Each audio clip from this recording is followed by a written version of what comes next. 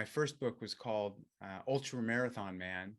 And I described the first time I tried to run the Badwater Ultramarathon, which is 135 miles across Death Valley. I got extremely dehydrated. My crew vehicle had broken down, so I was out in the desert by myself. My electrolytes were out of balance, and the next thing I know, I woke up in a hotel room.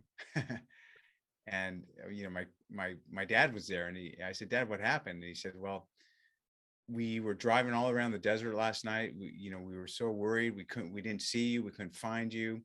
And eventually we saw these feet sticking out of a bush. You had kind of collapsed on the side of the road. So we put you in the car and we drove you to the nearest hotel, which is about 60 miles away. And we put you in bed and we turned on the air conditioner, and you've been asleep for 6 hours. So that race didn't end well." That's crazy. How long after that happened did you race again? A lot of people that went through that experience might think, man, you're lucky to be alive. You probably never do anything like that again. And, all I could think about is I didn't finish. I have unfinished business. I got to go back next year. So I really set my sights on going back to this Badwater Ultramarathon and finishing the race. It's similar to, say, a mountain climber that gets so close to the summit, but they don't get to the summit. And I think that a lot of mountain climbers have the same mindset. They just want to plan the next expedition to finish it off.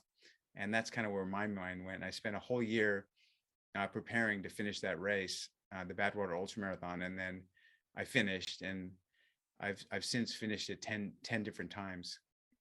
Oh, okay. Okay, cool. How has ultra marathon running developed over the time you've been doing it? In what particular ways? Well, it's grown tremendously. The sport of running overall has really grown in popularity. Hmm.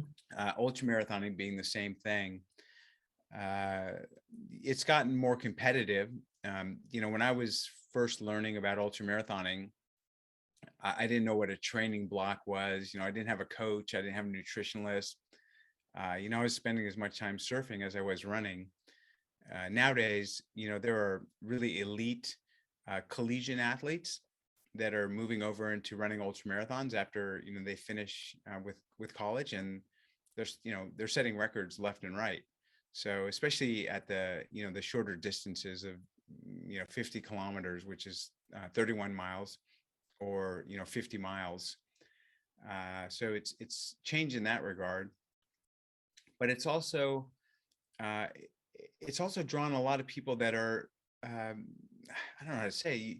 When you go to some of these ultra marathons, like I was at an ultra marathon this last weekend, and you look around the starting line, there are people that don't look like they'll ever be able to finish an ultra marathon. They don't look all that fit.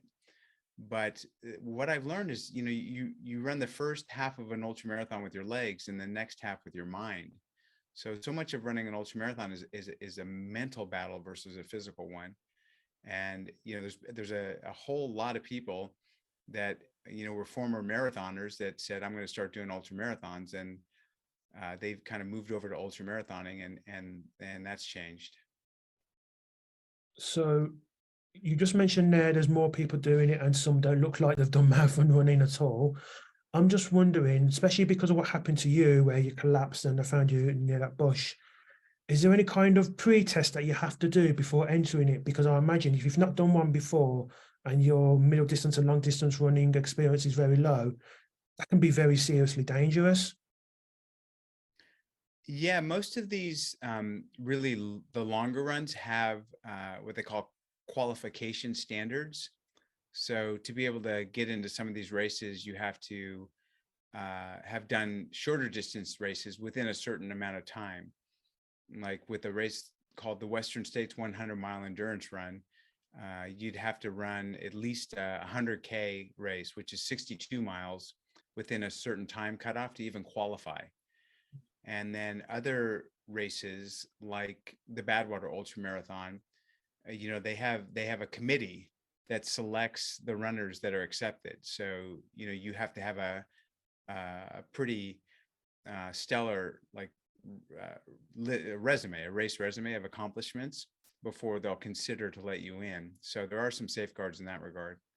And, as well, a lot of the ultra marathons, especially the mountainous ones, they have required gear that you have to carry.